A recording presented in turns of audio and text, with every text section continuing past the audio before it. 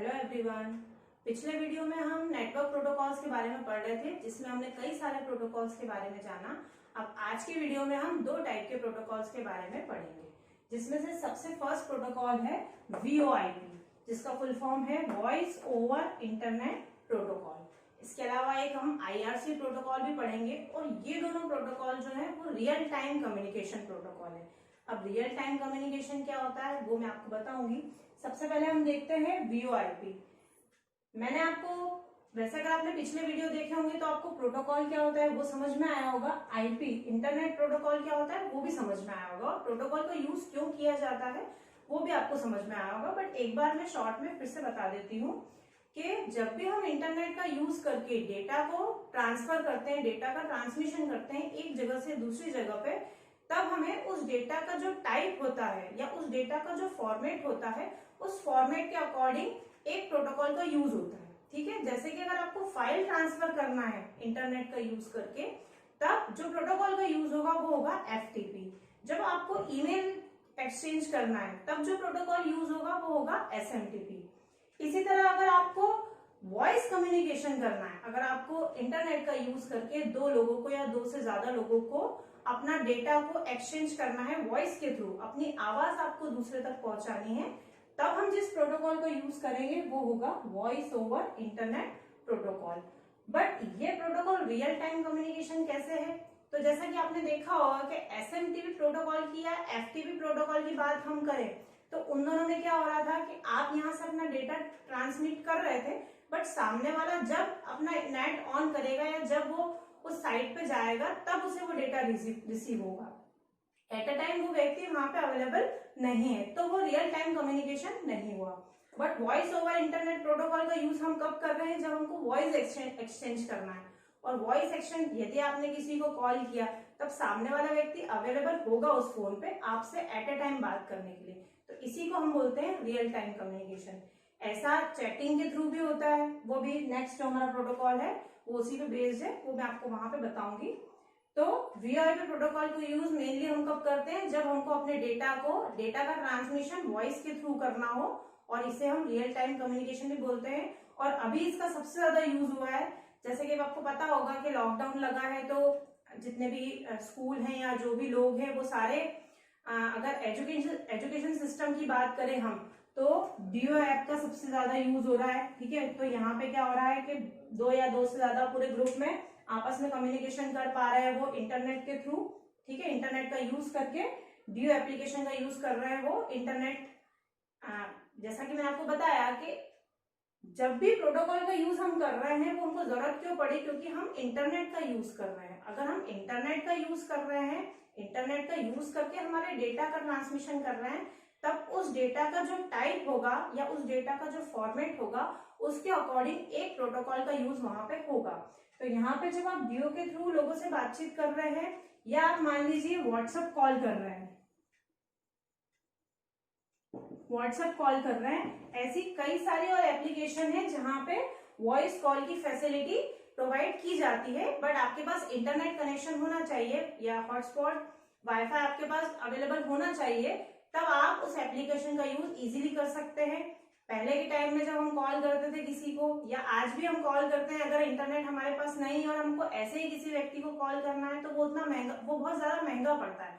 But आपके पास internet है तो आप इंटरनेट का यूज तो कर सकते हैं, साथ ही साथ आप वॉइस कॉल करके सामने वाले से बातचीत भी कर सकते हैं। तो ये एक सबसे बोल सकते हैं चीपेस्ट मीडियम है, जिसके थ्रू हम चाहे तो वॉइस कम्युनिकेशन लोगों से कर सकते हैं। ठीक है, तो आई होप आपको ये VoIP टॉपिक समझ में आया होगा। अब इसके बाद जो नेक्स्ट हमारा प्रोटोकॉल है वो भी रियल टाइम कम्युनिकेशन प्रोटोकॉल ही है, जिसका नाम है IRC। इसका फुल फॉर्म है इंटरनेट रिले चैट।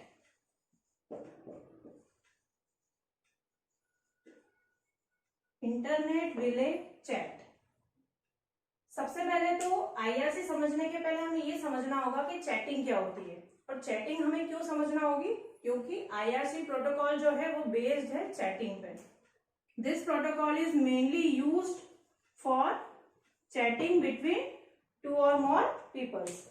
दो या दो से ज्यादा लोगों के बीच में, या बोल सकते हैं ग्रुप के बीच में, अगर हमें चैटिंग करना हो, चैटिंग मतलब क्या, अभी मैंने इससे पहले आपको बताया कि वॉइस कम्युनिकेशन जो है, ठीक है, उसमें आपको अपनी आवाज सामने वाले तक पहुंचानी है, बट चैटिंग में यहाँ पे आपको टेक्स्ट की चैटिंग करना है, ठीक है। आईआरसी प्रोटोकॉल का यूज टेक्स्ट चैटिंग के लिए किया जाता है, मतलब जब सामने वाले से आपको मैसेज के थ्रू बात करनी है, ठीक है। ऐसे आप अगर अपने मोबाइल में रिचार्ज करवाते हैं तो आप सामने वाले को मैसेज करते हैं, उसमें आपका पैसा कटता है, बट अगर आपके पास इंटरनेट अवेलेबल है तो आपको अलग से कोई चीज यूज करने की जरूरत नहीं है। आप जिस एप्लीकेशन का यूज कर रहे हैं, अगर उस एप्लीकेशन में चैटिंग की फैसिलिटी अवेलेबल है तो वो आपके लिए फ्री ऑफ कॉस्ट होता है। जैसे कि इसमें बहुत सारी एप्लीकेशन है, आपका व्हाट्सएप में भी आपकी व्हाट्सएप में भी आपकी चैटिंग फैसिलिटी अवेलेबल होती है। इसके अलावा फेसबुक के थ्रू आप चैटिंग कर सकते हैं, और भी कई सारे ऐसे एप्लीकेशंस हैं जो चैटिंग फैसिलिटी प्रोवाइड करवाती है, बट आपके पास इंटरनेट होना जरूरी है। तो जब भी दो लोगों के बीच में कम्युनिकेशन हो रहा है चैटिंग के थ्रू, अब ये भी रियल टाइम कम्युनिकेशन है। क्यों रियल टाइम कम्युनिकेशन है? क्योंकि चैटिंग का मतलब ही क्या हुआ, जब आप सामने वाले को कोई मैसेज भेज रहे हैं और सामने वाला अवेलेबल है उस मैसेज को रिसीव करने के लिए, उसी टाइम पे वो आपको रिस्पॉन्स कर रहा है, फिर आप कुछ मैसेज भेज रहे हैं वो आपको फिर से रिस्पॉन्स कर रहा है, ये क्या हुआ, ये रियल टाइम कम्युनिकेशन है।